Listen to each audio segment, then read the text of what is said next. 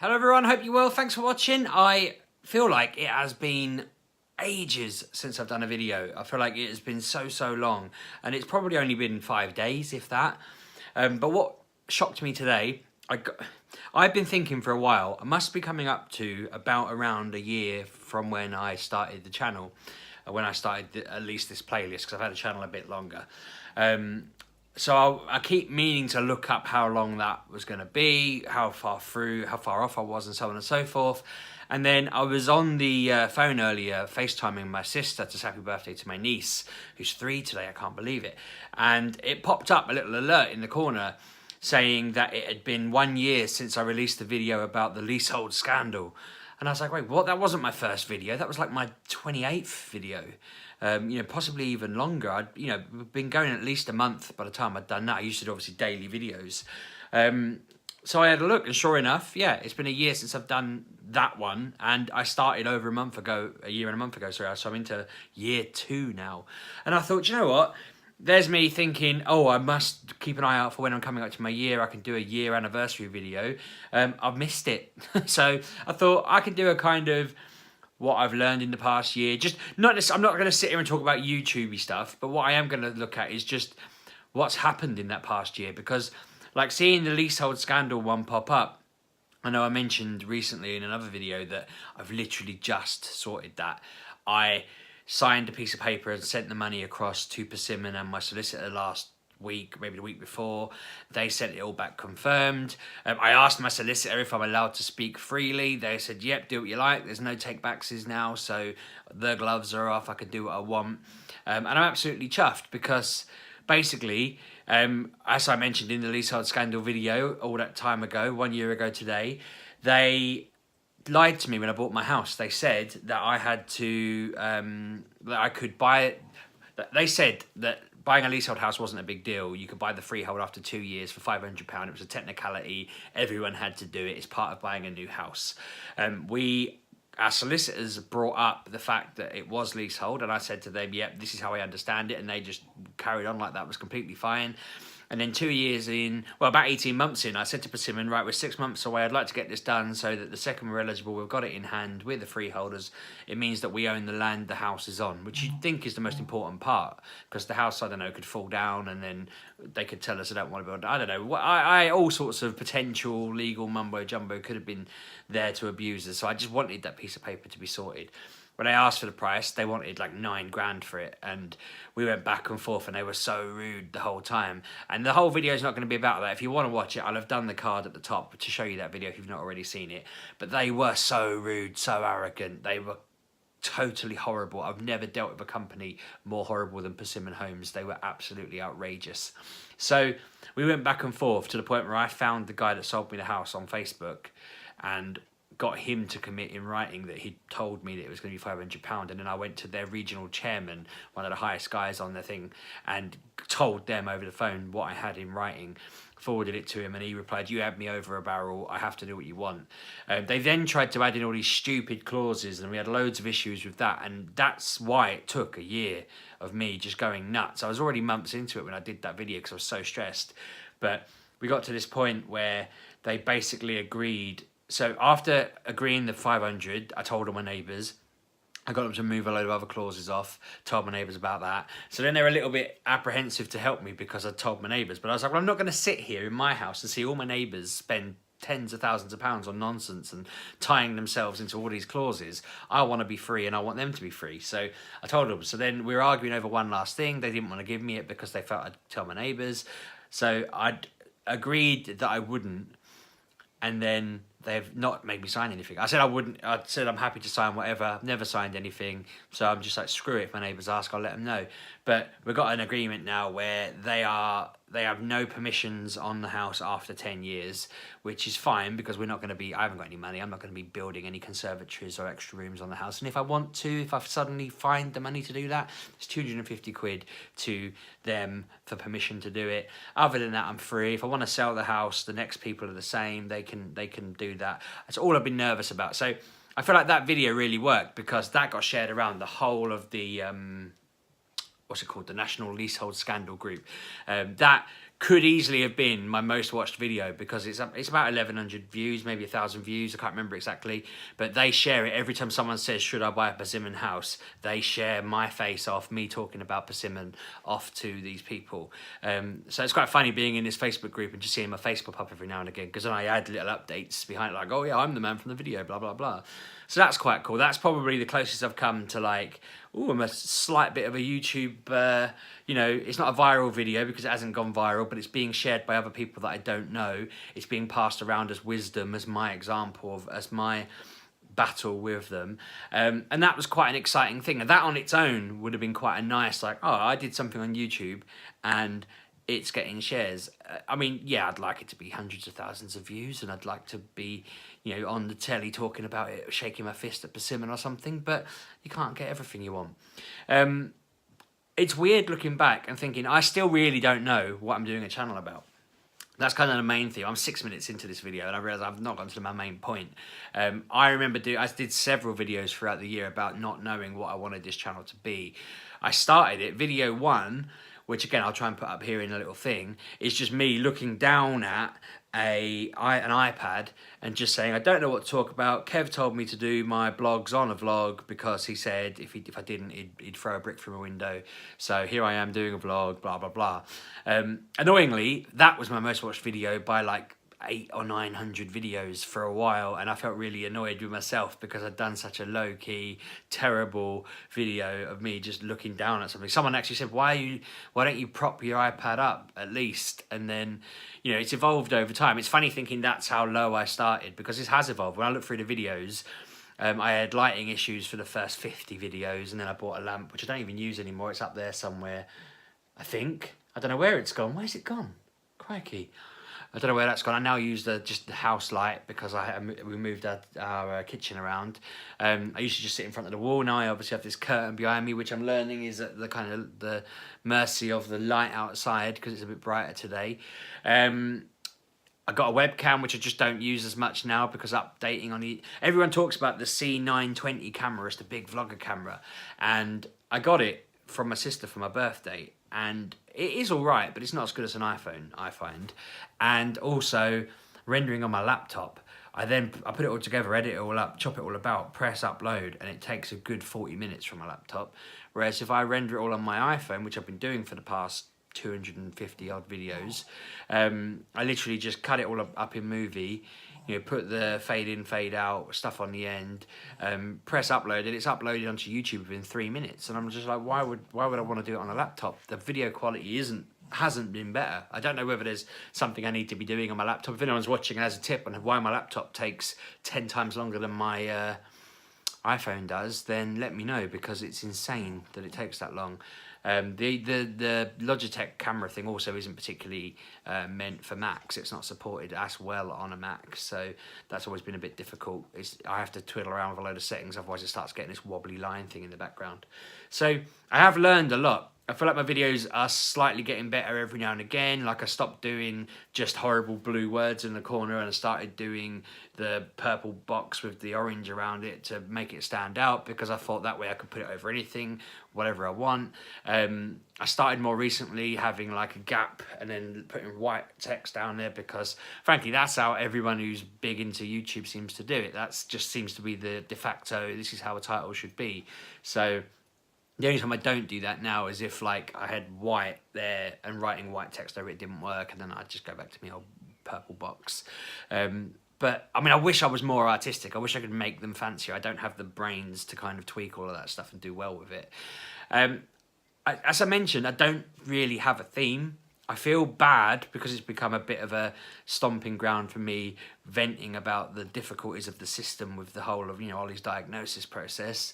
It was really interesting looking through that, because I feel like it's been on the channel for a long time. I wrote down, it was 186 videos before I did a video about the fact that Oliver takes everything literally, and you ask him to do something and he does literally what you've said and that kind of thing. Looking again, it was November when we started talking about doing an EHCP, and we literally got a letter last week again saying, you have now submitted it, it will take 20 weeks from here. And that wasn't me holding that back, you know, other than maybe the last 2 weeks when we were just faffing around with the paperwork. I'd been pushing for that since November. It took that long to get to this point. It's insane looking at it all. We've still not had the paediatrician's 3 months behind. I did a video about that. If you bear that in mind, the phone call we had in January is the last time she wrote to us. We're seeing her on Friday. So we will hear from her from January any time now, and we won't hear from her from Friday until July, August time. So that's insane. The system is ridiculous, and I'm doing a video with Kev about that over the weekend probably.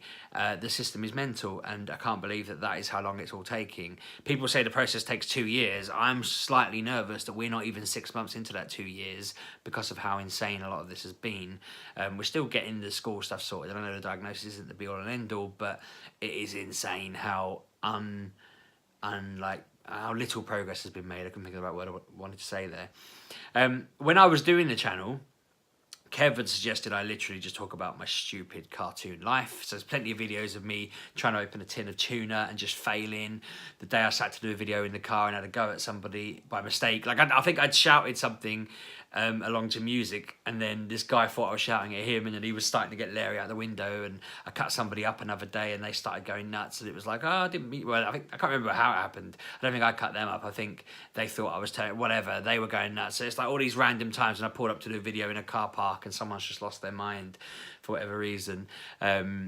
You know, that doesn't happen often enough for me to do a daily or a bi-weekly or a tri-weekly video.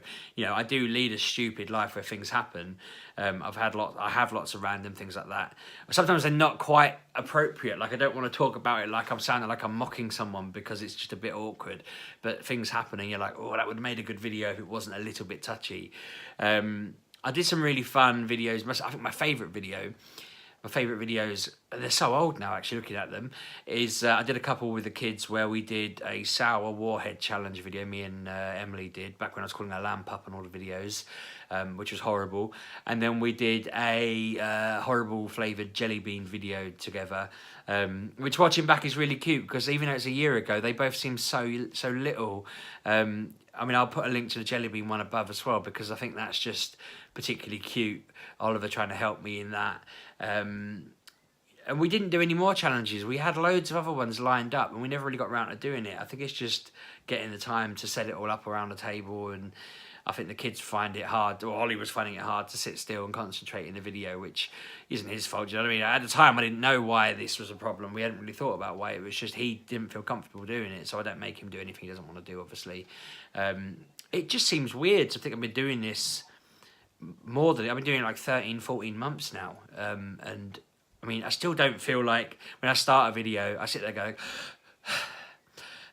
huh? Oh no, I'm not done. Hello, oh, I'm not done yet. And you're trying to gear myself up. This one, the dog down here, continues to make crazy noises every time I sit down to set up. She'll be silent all evening, and then the second I set the camera up, she'll start biting her paws and making weird sounds, and you know, sounding like me trying to start a video. So it's been really nice. I'd recommend anyone out there who ever wanted to do a vlog to do one.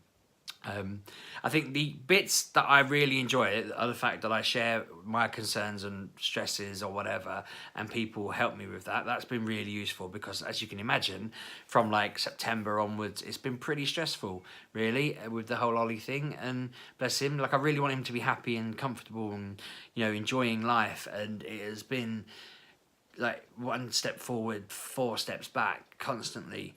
I mentioned last week he can't go to nursery anymore. We tried to send him in and then he got sent home again yesterday. So basically he can't go anymore. That's it. It was too overwhelming. He can't go. You know, I've got to figure out how I'm going to balance work and him being on half days for 2 weeks in a week's time. We've got liaise coming in to talk to us. You know, there's all sorts of things that are happening, and it's like, oh my God, I can't cope with this. But then I go and I talk to you lot because, like, I'll be talking to Claire and we're both stressing each other out because we're like, oh, what are we going to do? How is it going to work? You know, sometimes I ask Kev and he's like, well, I don't really know, because when this stuff happened with Andy, it happened when Anna and Andy lived in Nottingham, and Nottingham is quite good for help. And, you know, it was a good, I don't know, 10 years before Kev knew him. Maybe not that long, maybe like 6 years or something, 4 years, whatever. It was done, you know. Whereas for me, it's like they don't know. No one I know knows, so I'm completely alone in terms of people we know dealing with stuff. So if it wasn't for you lot, I'd be screwed. It's interesting when I don't have stuff like that to talk about, because I noticed I tried so many times in the first maybe 100 videos to just be like, I'm going to sit and I'm going to talk about films. I'm going to talk about DC. I'm going to talk about Walking Dead. I'm going to talk about Game of Thrones. I'm going to talk about, you know, all these things I'm interested in. And you watch it, it's like 200 views, 200 views, 50 views, 200 views, 250 views. I'm like, okay, I get it. No one wants to hear me talk about these things. I won't talk about them then, fine. I mean, I get that you can't really be like that. And it's a double-edged sword, because I had a chat with Kev about that, because obviously he does the channel, and he was saying that his big problem was always if he didn't have certain things in it, no one wanted to watch it. Like, people prefer videos with Andy and Anna in where they're just out and about than him sat at a table. And I'm like, I get that, because, you know, one's a bit more adventurous, but equally I'm always sat at a table because I don't have the luxury of being able to go out and do stuff. I'm kind of at the grindstone 9 to 5 every day. I'd love to have an inspirational idea. You know, I'm sort of thinking, I like doing the odd video about, you know, my writing, but that's not exactly that interesting. I'm just winging it. I enjoy doing the video, and that's all that really matters. I can't believe it's been this long. I can't believe how many I've done. It's something, if it's 180 by September, I don't know how many it'll be by now. It's at least 250, I think. It always tells me on the when I upload the apps, the videos, how many are on there. But that seems mad. If you'd have asked me a year and a bit ago, before I'd started doing it, if by this point I'd had this many videos done, I'd have laughed. I mean, I did set out with the over-ambitious target of getting to 1,000 subscribers in 100 days, which I absolutely failed at. But I'm there now. I'm over that now, which is great. I'm at, I don't know, however many, over 1,100, which is great. Thank you for that. Subscribe if you haven't. But no, I am hoping that, because I read a lot about these sorts of things, and everyone says it's like, you know, year one is always a grind, and in year two you start to really find yourself, and in year three onwards you've got your groove, people are used to what you do, jobs are good and kind of thing. So yeah, I'm excited to see what year two holds. I'm hoping though, I gotta say, I'm hoping that by September, by the time we've got an EHCP sorted, I'm hoping that life calms down, because I can't be doing with being stressed about poor Ollie anymore. It's horrible. I really want him to be happy and safe and good, and my teeth can't handle it. My teeth are all getting really painful and sore and like being ground down. I keep having to go to a dentist about it, which is mad. But I don't want to whinge about that, because I am happy. You know, yeah, everything else is good. You know, it's all fine. It's just I want that bit done and dusted, and I'm hoping in a year's time I'll do a video and I'll be like, look at how far we've come in a year. This is fantastic. You know, our story's been good. I couldn't believe that it's been over a year since I haven't had an axolotl, because obviously I started doing the videos and then my axolotl died like 3 in, and I started out on a really depressing tone. And I was thinking, Jesus, it's been a year since that happened. Our house seems so different without all the paraphernalia of a fish tank set up. Claire hated that, bless her, having a massive tank and everything in the house. It's weird to think that was so long ago. Everything's changed. It's been bizarre. So I'm looking forward to seeing where we are this time next year. And now I know that it's vaguely when my niece's birthday is. I'll be able to go, when it's her 4th birthday, I'll be like, oh, blooming heck, I'm at 2 and a bit years on the vlog now. Anyway, I am going to wrap up. This wasn't the video I intended to do tonight, so the video I'm intending to do, I'll do it on Friday, because I'm off on Friday. We're taking Ollie to his paediatrician appointment with the doctor. We're having a bit of a gallivant around Boston probably, or at least coming back from Boston. I don't know what we'll do there. I'm out in London with Kev tomorrow for an event. I don't know if he's mentioned on his video, but we're going to it's like a autism diversity gala that he was invited to, and I'm his +1 cameraman, styly person that's just got to kind of sit there and help. But you get to watch acts and stuff. It's going to be really exciting. I'm looking forward to it. I'm doing a video of him before we go in. I'll probably be on the videos he's doing while he's there, I'd assume, unless he doesn't want my ugly face on them. And then, I say Friday, I'll do the video I intended to do today, and we'll see what happens. But yeah, thanks for watching. Hope you're all good. Let me know how you are in the comments and how you're going on with all your various bits and bobs with the schools, the EHCPs, all of that, because I like following that. I'm interested. If I can help, I will. And yeah, hope you have a good day. Cheers. Speak soon.